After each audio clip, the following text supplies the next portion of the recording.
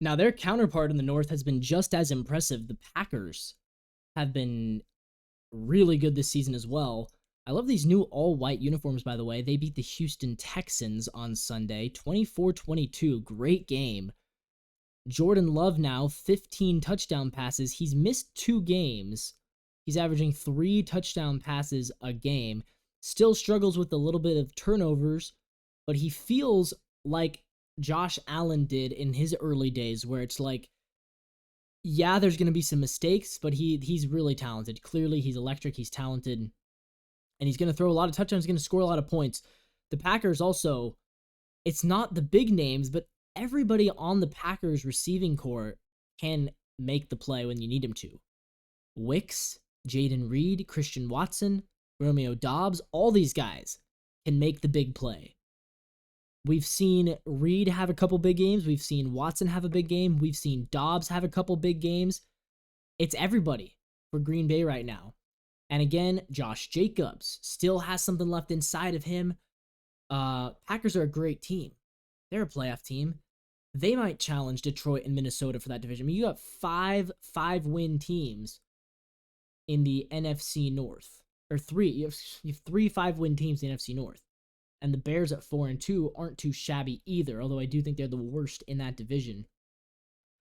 Meanwhile, the Texans, I don't think the loss is that bad. I will say, it is concerning to see CJ Stroud play so poorly with a relatively healthy team, other than no Nico Collins, but Tank Dell was healthy. Stephon Diggs was also healthy. Joe Mixon healthy. And he really struggled.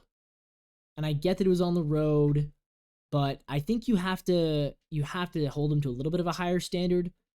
I mean, I thought he was going to be an MVP candidate. I thought he was my pick to win the MVP.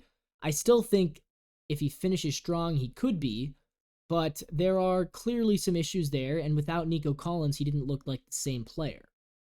So we'll see how, we'll keep an eye on that. I don't know when Nico is scheduled to return, but it was tough. I mean, for him, only 84 passing yards or something like that. It was crazy.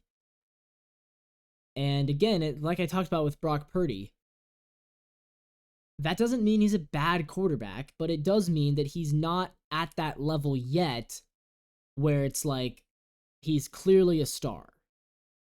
Because if he was, I think he would be able to overcome Nico Collins a little bit better. Because it's not like Stephon Diggs and Tank Dell and Joe Mixon and Dalton Schultz are bad players.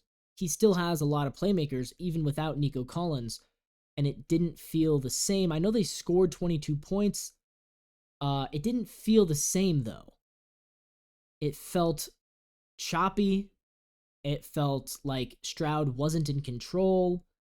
It felt like they were really leaning on the run game and really trying to lean on the defense. So keep an eye on that.